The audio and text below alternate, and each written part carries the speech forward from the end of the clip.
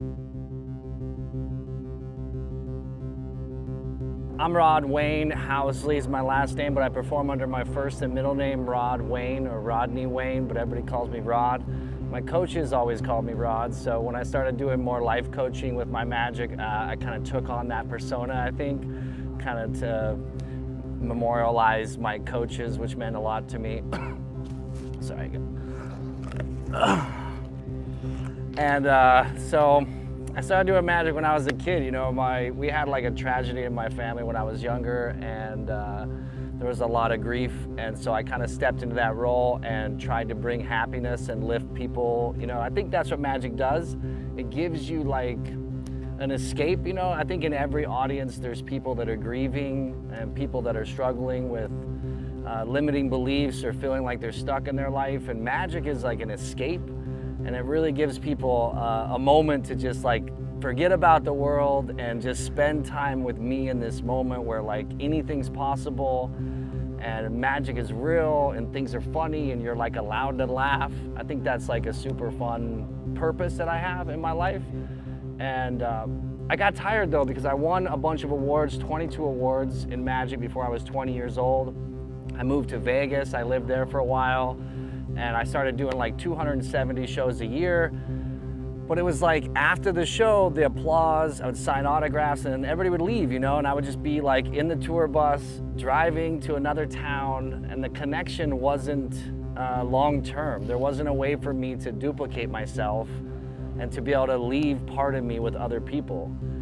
Most entrepreneurs, that's their whole path, is they duplicate themselves so that they can create a system to compound their efforts. But with me, if I wasn't on stage performing, I didn't make any money. So I really fell in love with coaching and personal development. And so now I still do magic, just straight magic and fun and comedy, but I try to take advantage of a system that teaches leadership training, entrepreneurial training, and really just personal and professional development to give you the skills and the confidence to be able to tackle like whatever impossible thing that anybody wants to do in their life. I mean, really, I think magicians are a great thing to look up to, not because I'm a magician, but just because they do the impossible, man. When I was a kid and I would see a magician make something appear, I mean, it's like, you would think that your goals were out of reach, but not as out of reach as somebody who could vanish something or make something appear.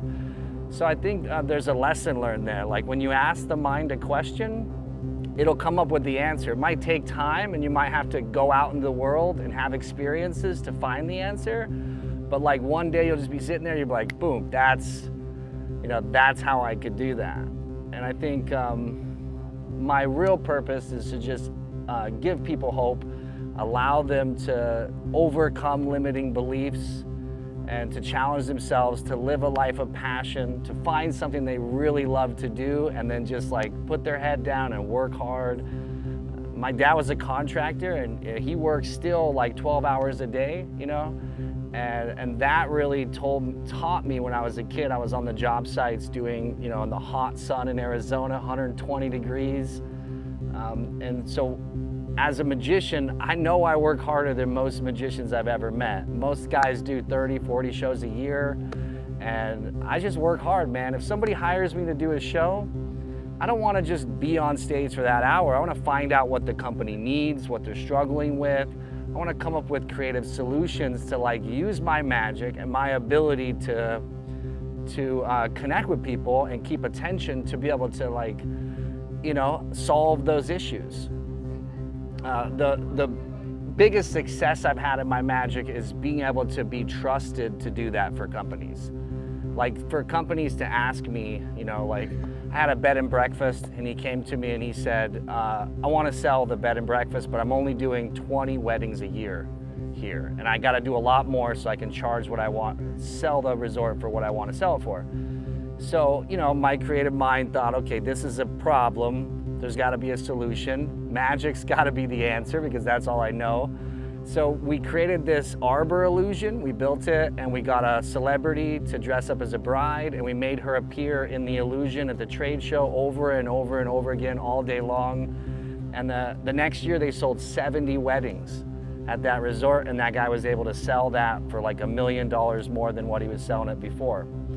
You know, I made like 10 grand for that one day at the trade show. I was like, what? You know, before that I was doing like $150 birthday party shows, you know, on the weekends, or bar mitzvahs, and, you know, walking around at a restaurant. That's another thing. If you saw a magician at a restaurant, I apologize on behalf of everyone in magic, because I think restaurant magic is like hostage magic. It's like you can't go nowhere. I stopped doing restaurants the first time I walked up to a table and I was like, hey, you want to see some magic? And the guy was like, no. And I was like, come on, man, it's really cool. You're gonna like. He's like, no. I'm like, come on, man. He's like, I'm about to break up with this bitch, so could you just like walk away? And I realized people are in their own space, you know? So I would much rather prefer to have an audience that's there to see me and I can connect with them. And then when I leave, I'm hoping that they follow me, they listen to my podcast, Magic in Your Life podcast, where I interview magicians, that my mentors, people that I met traveling around, and they tell their stories about how they spent, you know, 3 months in Japan touring, or how they were with the Hispanic circus in Mexico traveling on the trains with all these carny, like these amazing stories of like personal growth and just being able to overcome, you know, their challenges.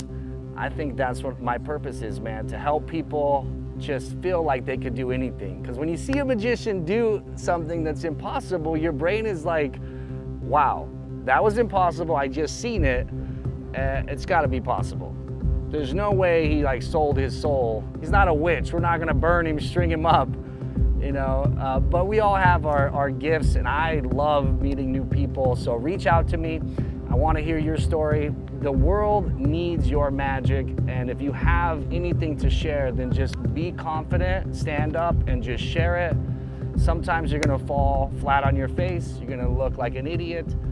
I mean, like one time I was doing a show, I used to do this thing where I would tie my shoelaces, untie them, and then with just my foot I could kick my leg and the shoelaces would lace up. And people's eyes would bug out of their head, they'd be like, what?